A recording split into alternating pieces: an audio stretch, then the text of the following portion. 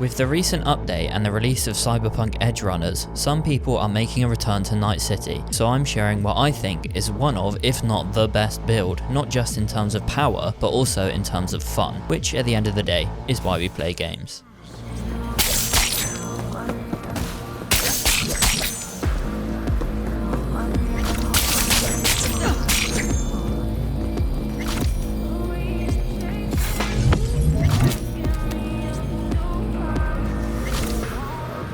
The Sandevistan Blademaster will take advantage of knives, katanas, mantis blades, the incredibly overpowered and broken Sandevistan Cyberware and optical camo to become an invisible, physics-defying, lethal killing machine. This build is so powerful, I was able to take on the Don't Fear the Reaper mission, which is the hardest mission in the game, and found it fairly easy, even on very hard, despite my lack of skill.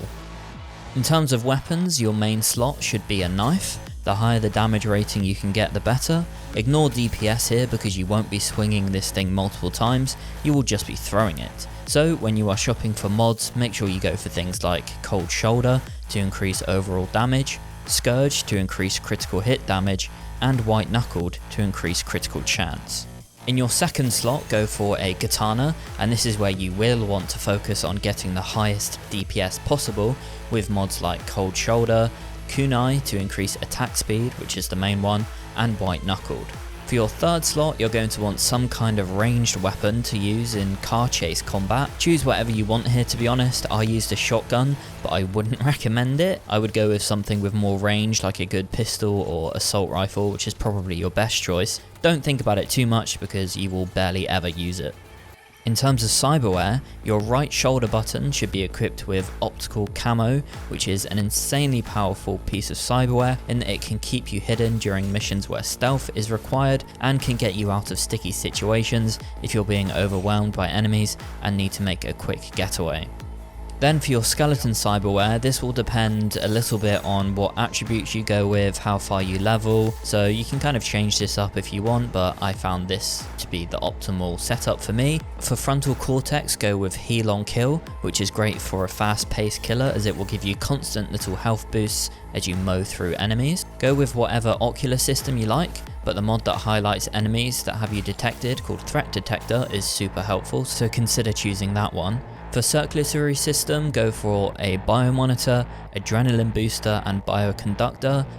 For immune system, go for Cataresist and Shock and Awe. Nervous system, Koresnikov and Neofiber.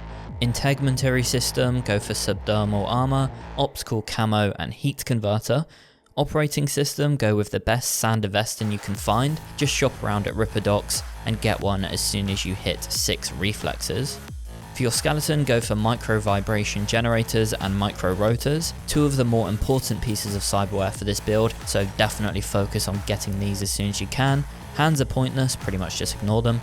For arms, go with mantis blades and make sure you mod them with electrical damage because your katana is so powerful, more powerful than the mantis blades. The mantis blades are really best used for taking down enemies weak to electrical damage, like drones and mechs.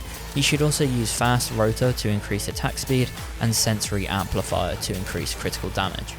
Going full mantis blades as your primary weapon is a bad idea for Sandevistan builds because activating the charged attack kill animation will rip you out of slow time, making Sandevistan completely pointless. I found it best to only use mantis blades on machine enemies and make sure that I never use the charge attack when Sandevistan is activated. Then for legs, go with reinforced tendons. For your attributes, when you first start playing, you want to focus on getting your reflexes up to 6 so you can get Sandevistan as soon as possible, and from there you will want to continue to focus on reflexes and also cool as your main 2 attributes. If you plan on leveling up all the way to 40 plus, maybe even level 50, which I recommend to reach this build's full potential, you will also want to focus on body as your 3rd attribute focus for better cyberware and access to better athletics perks. Ignore intelligence completely, it's useless because you don't use a cyber deck, and if you max out body, cool and reflexes, spend the remaining points you have on technical ability. In terms of perks, your main focuses will be blades, ninjutsu and cold blood. If you do end up leveling further and improve the body attribute, you will also want to invest in athletics. Some key perks from ninjutsu you don't want to miss are Dagger Dealer, which is very much essential as it unlocks the ability to throw knives, Cutthroat, which increases damage to enemies that have been hit with a knife, which is great for knife and katana combos, and Juggler, which gives you back your knife instantly if you kill an enemy or land a critical hit, which is ideal for stealth scenarios where you can just keep chaining headshots on enemies from stealth. You will want to get the Cold-Blooded perk as soon as possible because you won't gain any XP for this skill until you have it, and other perks in this skill that you want to focus on are Blood Brawl to increase melee damage and Predator to increase melee attack speed. For blades, pretty much every perk is going to be helpful to you in some way, but ones to focus on are Sting Like a Bee for increased attack speed, and the perks that focus on bleed damage, such as Bloodlust for health recovery, Crimson Dance to increase the chance to apply bleeding, Crimson Tide which stacks bleeding, and Stuck Pig which increases bleeding duration. Then as the bonus, if you reach high levels in the athletics perks, take ones that increase your health and resistance, add health regeneration to help you stay alive longer, and perks that increase stamina to allow you to swing your blade constantly. Special shout out to the Dwayne The Rock Johnson perk that prevents you from being knocked down, an optional perk but definitely useful.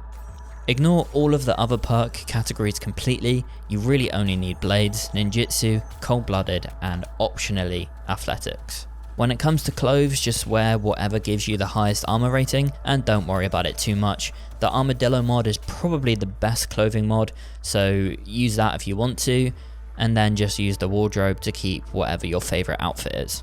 All of this comes together to create an agile, blade-wielding, lethal killer that's as fun to play as it is powerful. If you plan on using the build, let me know in the comments, and let me know if I've missed anything that would make the build even better. Sub to the channel to see more videos, and hopefully I'll talk to you in the next one. No fucking way! A single merc? Alone?